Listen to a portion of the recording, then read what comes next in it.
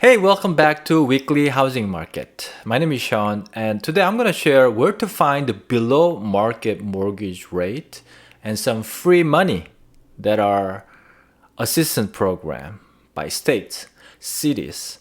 The other thing I'm going to share is the national market data for the week and kind of give you an overview so that you don't have to listen to one of those national medias like a headline clickbaity sort of news. The other thing that I'll share with you a summary opinion on the NAR trial that the first round that they lost, and they have to pay about $1.8 billion to 500,000 homeowners. But I'll share my final thoughts on that to give you what would happen and what to expect for now and in the near future. Let's take a look at the tweet of the week. So if you're a Prime member, the Amazon Prime member, they give you this free movie ticket and free popcorn and drink. So we went out and watched this movie called The Burial with Jamie Foxx. It's about the African American attorney in the southern part representing the burial service director or the owner of the business, and it was a really good movie. I really enjoyed it, and they gave out this the business card with magnet on the back with Jamie Foxx like pointing at you, the giant killer, the attorney. If you need an attorney, you might consider calling somebody like him. But if you need a realtor, you have one right above that. That would be me. So where do you find the below market mortgage rate? I broke it down on how to Google, no matter where you are. In 2009, the market was so tough. The government gave out free money that you didn't have to pay. In the beginning, you had to pay back, but later on, there was like, you don't have to pay this back. That was about $7,500 at one point and $8,000 at the time. And it's less value now, but back then it was still pretty good free money for the first-time buyers. This was the government's effort to boost the real estate market. It's so interesting how they used to give out free money.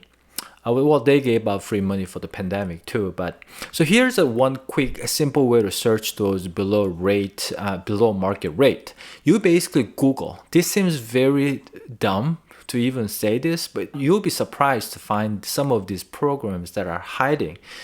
Because search engine optimization is not the government website's best ability. So go ahead and search your state first-time home buyers, your city first-time home buyer, your county first-time home buyer, and you're going to find a bunch of different programs. One thing that you need to know is that don't click on those sponsored links. They're just commercial banks. Look for .gov, .state, or your state, something your state. Non-profit ones have like .org. So look for those. And I have 2 national links on my blog page. And then the rest is like just basically the Oregon specific. If you're a first-time buyer and looking for a home in the city of Beaverton, you get like $25,000 down payment assistance program. I believe that is a free cash. You have to have a certain like a median income level or slightly below that to qualify, but it might actually give you a big boost for you to actually be able to afford a home. Just Google that, click some of those links. If you're in Oregon, I would just check out everything to see what you might qualify for. There's like, community programs. Sometimes there's like a Native American, there's firefighter, the school teacher, I mean, you name it. Even the doctors loans are available at different lenders programs. So make sure to check that for the first-time buyers. Portland Business Journal article, it shows how many people actually left Oregon to which state. Basically about 10 different states going in and out. Oregonians left to Washington, California, Arizona, Florida, Idaho, Colorado, Texas, Georgia, Indiana, and Iowa. And these 10 states people came into Oregon: California, Washington, Arizona, Texas, Idaho, New York, Colorado, Utah, Florida, and Ohio. I was actually surprised to see about 20,000 of Oregonians left to California. This may not interest you, but this is kind of interesting to me. Quick other Oregon news is that the new home building permits numbers down about 13% for the multifamily housing, and then single family home about 25% down. So we have inventory issue, and builders are going to build less homes, it looks like, for the next few years. Let's go to the NAR trial. As I mentioned, $1.8 billion need to be paid, but it needs to go through the appeal process, so it's not yet finalized in some sense. My final thoughts on this is this. Right now, the plaintiffs are representing 500,000 home sellers, right? So that $1.8 billion is supposed to be divided up to those sellers.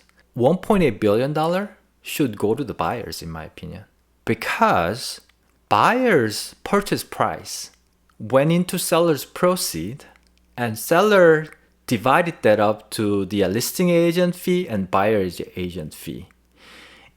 They make it look like seller actually paid that out of their pocket, but if you actually trace back the source of the money, it's paid by the buyers. Chunk of the money is in buyer's loans right now that they got. So if this is really for the antitrust law, and if it actually gets awarded, in my opinion, buyer need to do a counter suit and get that money recovered for their loan, so they can pay off that portion of that loan. Because as you know, the current system, the realtor's fee, the seller's agent fee, and the buyer's agent's fee are coming from the seller's proceeds, but the seller's proceed is from the buyer's purchase price. So the source is a buyer's purchase price, mostly into their loans. That's where I see it. The other way to look at it is based on what I know. If I'm selling a house in Florida, let's say, I'm not a licensed agent in Florida. I'm just in Oregon licensed. Do I know anything about Florida real estate? No, I don't. I don't know the market. I don't know the legal system. I don't know the transaction system. I don't know what kind of market time. I don't know much. I mean, the only thing that I know is like a price per square foot on Redfin or Zillow, like that. So would I hire?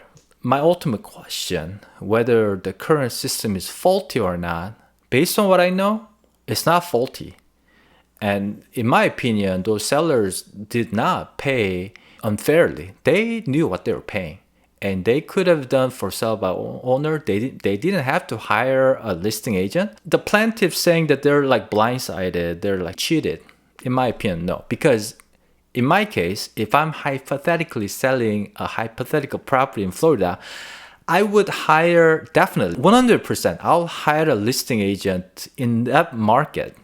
And I'll be happy to pay for the buyer's agent's fee when the buyer's agents bring a buyer with a good offer. To me, that's money well spent. Because let's say 5% for 2.5 each.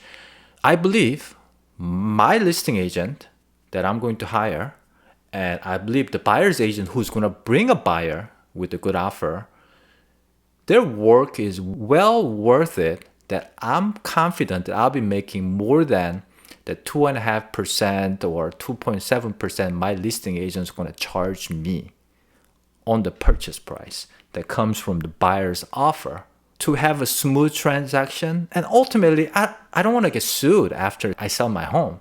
That's my seller's agent's job. So my answer to you is, again, I'll be hiring a local, experienced, knowledgeable realtor when I sell my own house in Florida, if I ever buy a home. Would I hire a buyer's agent if I'm buying a home in Texas? 100%. I don't know anything about Texas laws, real estate rules, the market, the pricing. I would hire the best buyer's agent that I can find. And if I have to pay out of my pocket for the buyer's agent's fee, I would. As long as they change the rule so I can put that money into the loan. because I'll be sort of like a, cash poor to put down payment, closing costs, half of the escrow fee. I need some help. That's where the current system, the kickback law, should be changed so that I can put my buyer's agent's fee into part of my loan instead of going through the seller and seller's agent and paying buyer's agent. So there has to be some systems needs to be changed if this law is going to pass through. Anyhow, that's my final thoughts on this NAR case, and I'll give you more updates, more different thoughts, my opinion. I'm gonna link my blog below as well so you can see my deeper thoughts, some solutions that I suggested. This is not a legal type of article, but it's more of like a personal, professional opinion article. So take that with a grain of salt. And here is the best performed YouTube Shorts. I hope you enjoy it.